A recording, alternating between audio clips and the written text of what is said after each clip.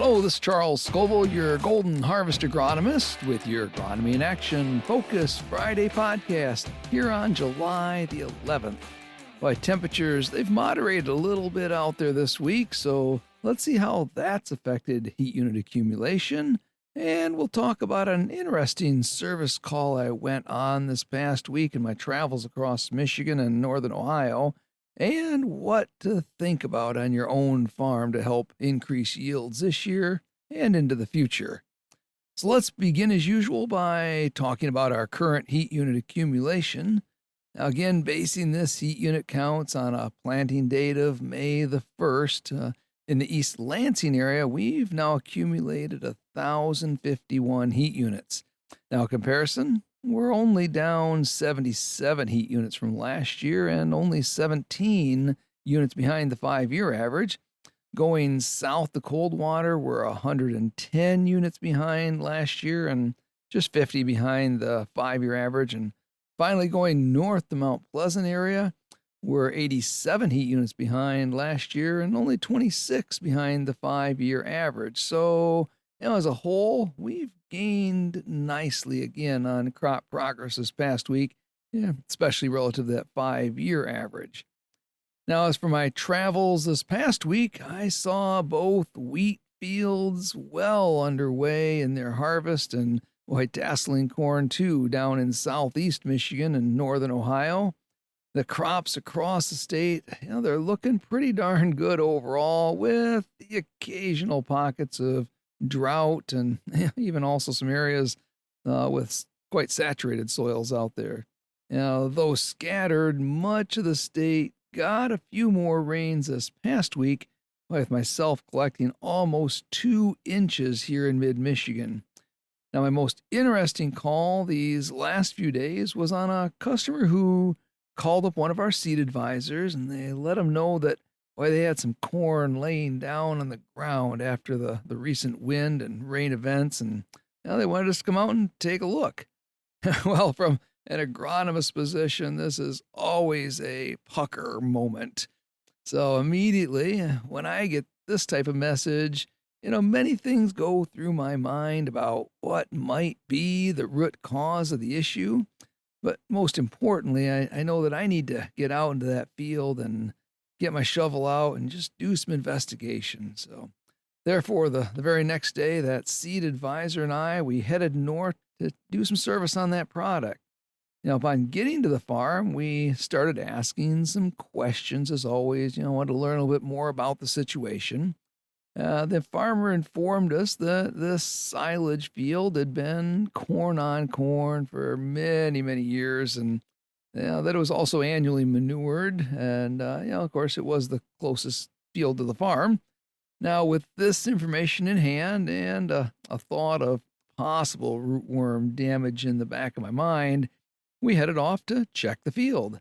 Now, on these types of calls, I tend to take a few things with me in the truck.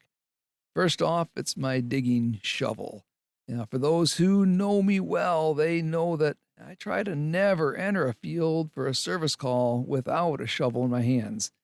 Now, I also had put in the bed of the truck a couple of 5-gallon buckets of water with lids, just in case I needed to wash some roots and look for some rootworm feeding. And finally, I had my drone with me just in case we needed more of a bird's eye view of the damage. Now, when walking into the field, the first thing we noticed was that nearly all the corn had actually stood back up. But we did see those telltale signs of slightly goose-necked corn that was just ever present. Now, this was good news, but we still needed to figure out what had caused the damage in the first place. So we went out, we dug a bunch of plants, and then we took them out to the truck on the roadside and started washing the roots. Now, upon getting a better view of those bare roots, it quickly became apparent that the affected areas of this field had probably been a little too wet at planting time. And we found that kind of mohawk root structure that's really common when you have sidewall compaction and you have some heavy, wetter soils, and those just get planted just a little too wet. Now, we also did find some corn rootworm feeding on the roots, but it was well below the zero point 0.5 threshold on the Iowa corn rootworm rating scale. Now, therefore, though we had initially suspected rootworm to be the root cause of the damage, it was actually compaction that compromised the root systems on these plants, causing them to push over more easily when challenged with those microburst storms of the previous week. Now, but we looked at the drone photos of this field. We also noticed that there were some areas of the field that really there was no damage at all. So to fully understand the whole field, we next went to those areas which the farmer described as the sand ridge in the field. Now, as we dug these plants, we actually noticed very nice root structures and some non-compacted soils. But we also noticed a few plants that had green snapped in those areas. Now, in Michigan, we rarely see green snap issues with our corn because, we've got more trees than they do out west where green snap is an annual problem. Now, really, this made perfect sense. When those strong winds came across this field, they caused damage to the weakest link in these plants. Therefore, where the weakest link was the roots due to the sidewall compaction, they caused those plants to push over. But where the plant root systems were strong, then the next weakest link was the fastest growing tall silage corn that ended up snapping before it could be blown over at the root. Now, either way, at the end of the day, it's just unfortunate that this farmer and probably many others across the state had some crop damage due to those heavy rains and strong winds and in either their cornfields, or also I've seen a lot of that damage in that near ready to harvest wheat fields across the state.